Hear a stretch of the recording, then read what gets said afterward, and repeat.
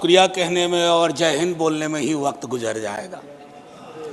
बहरहाल माननीय उपसभापति महोदय, वाइस चेयरमैन साहब, मैं उन तमाम पीड़ित राज्यों के पक्ष में खड़ा हूं जो अपने अपने लाट साहब से परेशान हैं और परेशानी कई तरह की है।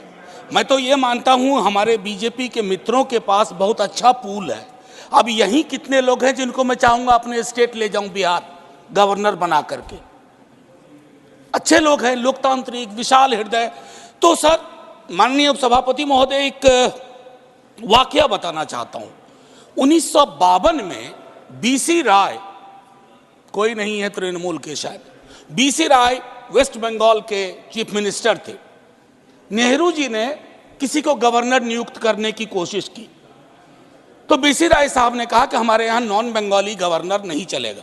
हालांकि उसके बाद काफ़ी चीज़ें बदल गई तो एचसी मुखर्जी साहब की नियुक्ति हुई। फिर 57 में वैसा ही कुछ हुआ तो बीसी राय जी ने फिर कहा कि ना, वही बात अभी भी रहेगी, हमको बंगाली गवर्नर चाहिए। तो पद्मजा नायडू पर सहमति बनी। पद्मजा नायडू बाइलिंगुअल थी, मदर बंगाली, फादर आंध्राइट। तो एक वो दौर था जहां देश के प्रधानमंत्री मुख्यमंत्री की बात सुनते थे, और एक ये दौर है, बाकी तो नहीं कहूंगा, फिल इन द ब्लैंक है, लेकिन मुख्यमंत्री से वैर रखना। गवर्नरों ने अपना दायित्व समझ लिया। कितने नाम गिनाऊं, कहां तक सुनोगे, कहां तक सुनाऊं, हजारों हैं शिकवे, क्या क्या गिनाऊं। अब हाल में ही सर्वोच्च न्यायालय की टिप्पणी आई। वो टिप्पणी क्या कहती है? ये गवर्नर सचमुच अपने को लाट साहब समझते हैं। जब एक राज्य में राज्य की चुनी हुई व्यवस्था का मुख्यमंत्री अगर वो कुछ करना चाहते हैं, गवर्नर साहब बिल पे बैठ जाते हैं। वो बिल पे नहीं बैठते हैं, जन आकांक्षाओं पे बैठ जाते हैं। और जन आकांक्षाओं पर अगर कोई व्यक्ति बैठ जाता है तो आप ये यकीन मानिए कि वो चुनी हुई सरकार के लिए प्रतिरोध के क्षण हर वक्त उत्पन्न करता रहता है। मैं आपको एक और उदाहरण दूं, माननीय वाइस चेयरमैन साहब। जिन राज्यों में केंद्र की सत्ता, वाइस चेयरमैन साहब, तेरे आने और तेरे जाने में हमने सदियों का फासला देखा। कंक्लूड करें। मैं सिर्फ 1-1.5 मिनट लूंगा सर, कोई नहीं, बस 1-1.5 मिनट। आपको दोबारा टोकना नहीं पड़ेगा जय हिंद से पूर्व।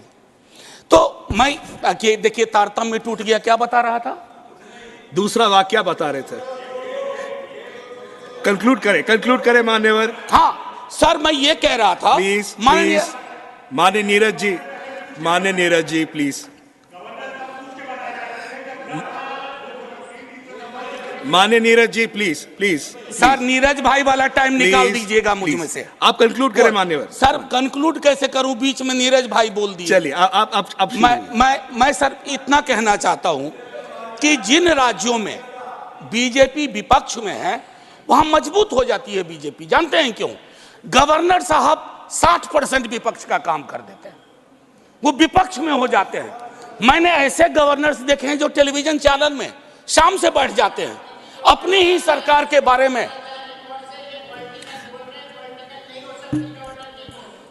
Honourable member please conclude. Sir, Anil ji please conclude करें।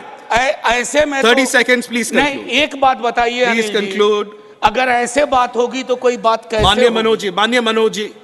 सर, माननीय मनोज जी, आपने कहा तो मैं एक चीज जरूर कहूंगा।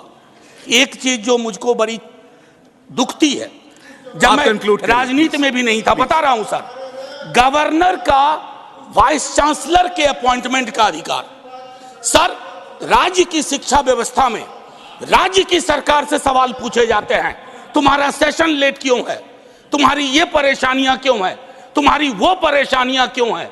लेकिन वाइस चांसलर के चयन का अधिकार, नियुक्ति का अधिकार राज्य की सरकार के पास नहीं है। अंत में मैं अपनी बात यही समाप्त करूंगा। माननीय उपसभापति जी, आपने वक्त दिया, हालांकि मेरे वक्त में कई लोगों ने वक्त ले लिया, लेकिन मैं इतना कहना चाहूंगा कि गवर्नर के पद पर, क्योंकि आप सत्ता में, केंद्र की सत्ता में हमेशा नहीं है, ऐसी व्यवस्था ना हो कि केंद्र और राज्य के बीच में जो अंबेडकर साहब की अवधारणा थी कि राज्य खैरात नहीं मांग रहा है केंद्र से, एक सहकारी संबंध है जो। और आखिरी सर, आखिरी इसके बगैर कहूंगा आपको भी अच्छा नहीं लगेगा, आप बाहर कहिएगा कविता नहीं सुनाई। तो सर लाट साहबों के नाम, लाट साहबों के नाम Please, please, please. कोई उम्मीद पर नहीं आती, कोई सूरत नजर नहीं आती, पहले आती थी हाले दिल पे हंसी, अब किसी बात पर नहीं आती, काबे किस मुंह से जाओगे गालिब, शर्म तुमको मगर नहीं आती। जय हिंद।